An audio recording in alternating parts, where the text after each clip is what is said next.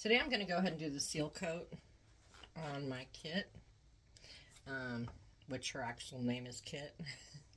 She's Kit by Silicone Studio. And I'm going to go ahead and do her seal coat. And we went ahead and we did her brows last time I was here. Her brows look really nice. But yeah, we're going to do the seal coat. So before you do that, clean her down with alcohol like you would any other step. And then if you have, sometimes you have, I call them skin tags. It's the meanest thing ever. But sometimes you'll get like little specks on the silicone that it looks like a little tiny little ball. Pick those off because you don't want it to be bumpy when you're done. Wipe the whole thing down really good with alcohol. And then she's got a couple of them back here. I don't know how well you can see that. Probably not, since I'm not in my camera. She's got a couple of them back here. They're little tiny. You can usually just pick them off with tweezers.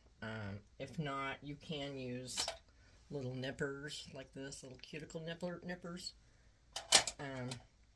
I don't, if they're back here in the hairline, I don't usually worry too much about them because I know I'm going to root. But obviously, if you're going to leave them bald or if you're going to paint hair, you might want to get rid of them all. They just look unattractive on the final baby. So yeah, go ahead and do those. Pick those off. And then once everything is clean and you're happy with it, then we're going to go ahead and seal. So to do that, we're going to do equal parts of A and B. And you can do this one of two ways. You can use, sorry, I have to grab paper. You can use either just clear silicone, or you can slightly tint it. Now, if you're going to tint it, the only real purpose of tinting it, it makes it easier to see when you put the final coat on, but it also will affect your final product as far as the color.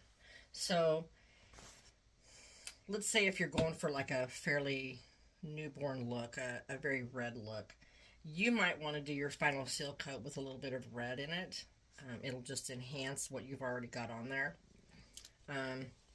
You can use any color. If you want to deepen the base slightly, go ahead and use either an umber or you know, whatever color you've used in the process to make your skin tone deeper. I am probably going to tint mine slightly, and I am going to use just a little bit of umber in mine. Again, like I said, it makes it easier to see, and it's only going to enhance her skin tone. And I won't mix it very dark. It'll be a fairly light mix. Think like maybe a light wash would be, you know, if you were painting a vinyl baby, you would do like a light, thin wash. It's not going to change the color a lot, but it makes it a little easier to see where you've applied it. So I'm going to go ahead and get those mixed up.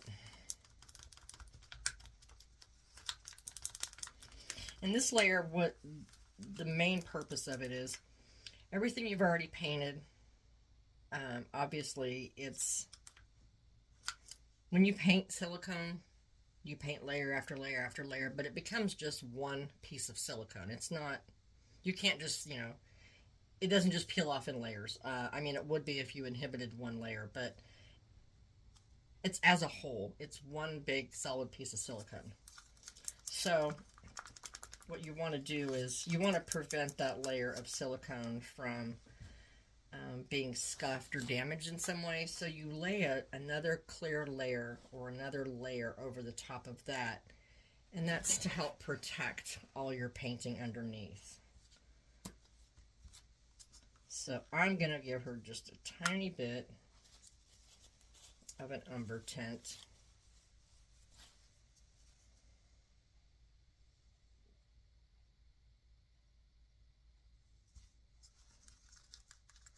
Like I said, it won't be very strong, but just a little bit, just so I can see it. See, it's very light. It's not deep at all. Just so I can see what I'm doing. And this is a really meticulous layer because you don't want any kind of a drip. If you have a drip, it will be on, it'll be on the baby. The only way to get that off would be to go back and sand it off, and that's a lot of work. So this layer, just take your time and be very mindful of where you've already been when you put this layer on. Sorry, there's a little spot here I was picking at. There we go. Okay, so let's thin this out. I don't want this super thin, but I don't want it thick either. Just slightly thicker than what you would paint with.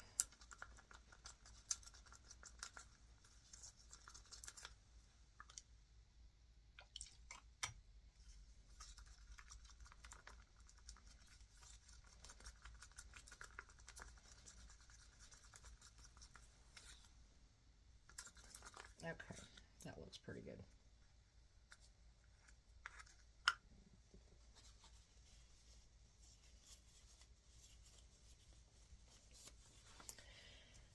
Okay, so make sure you have a clean wedge. And I tend to use a flat brush for this. My standard flat brush, which this used to be its sister. That's what happens when you use thinners. It's not really flat anymore.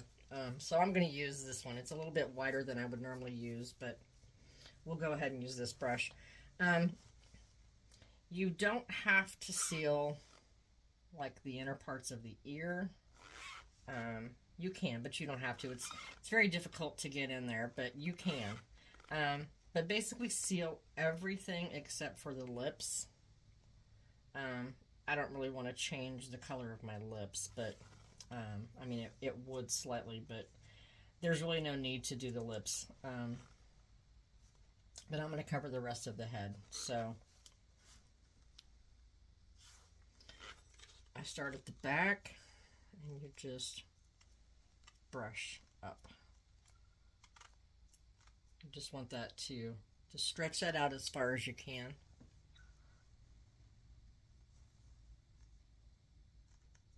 And like I said, always be mindful of any drips.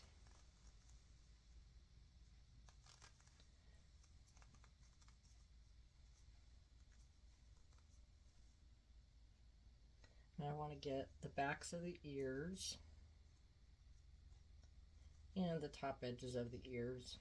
I just won't go into the ear canal.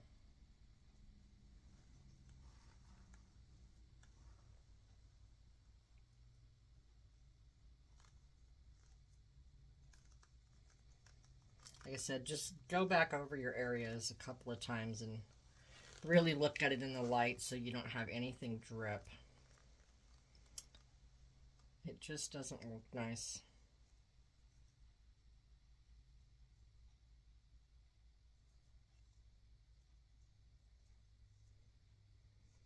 This baby is almost done.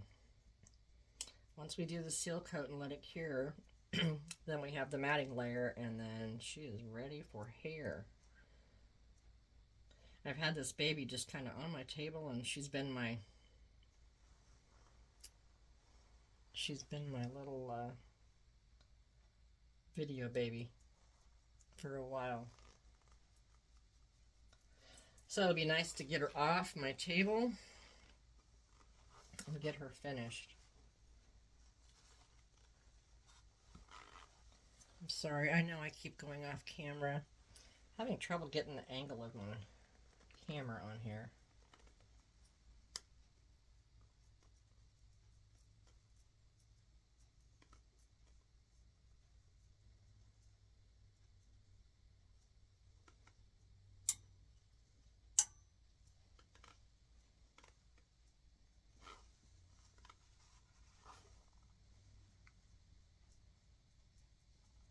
And the nice thing about silicone is it's super shiny, so it's easy to see where you've been. But when you have a thinner layer, it starts to cure pretty quickly, especially if your room's very warm. So like I had missed that spot right there behind the ear. Anyway, and just, you know, like I said, keep pulling it forward. And be mindful of any brush strokes. You don't want to see brush strokes on here at all. Silicone is nice because it is self-leveling, but if it's a little thicker, you'll leave a mark or you'll get a drip. So just be careful with that. Got to pay close attention to it.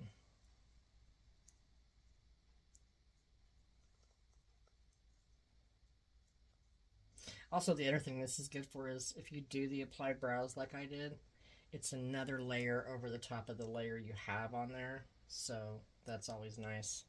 It's added protection so those hairs don't come up.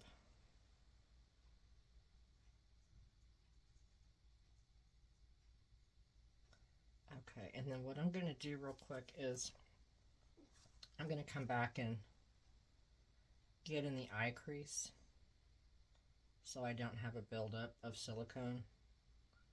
I have a real pet peeve with that. It looks bad when you go to root if you've got a thick layer and it's like over the top of the eye crease.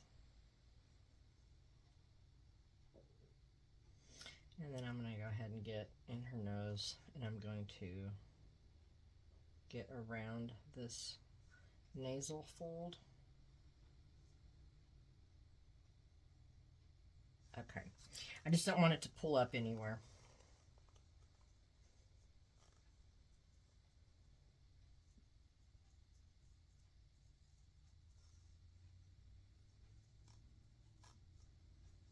Gosh, and I know I'm going out of camera again. I've got to work on my camera angles.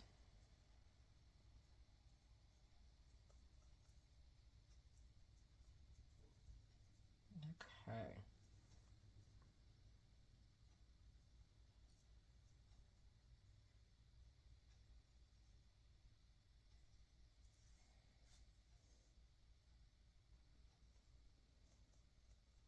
I'm just making sure these big creases don't have silicone sitting in there. They don't look nice.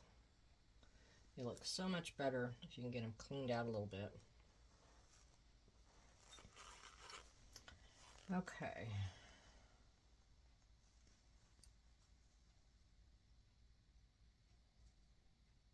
Be watching for your fuzz.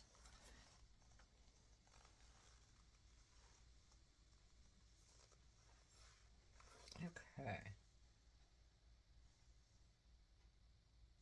Alright, I think this looks pretty good. I am going to go ahead and let this cure. So this will be kind of a short video.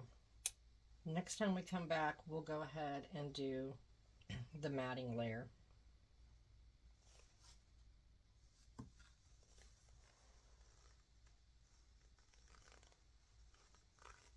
All right.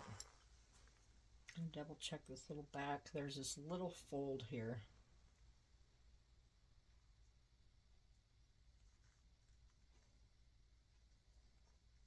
All right. All right, I think we got that, guys. I'm going to go ahead and let this cure. All right, so when we come back, we'll do the matting layer. All right, thanks for watching, guys. See you soon.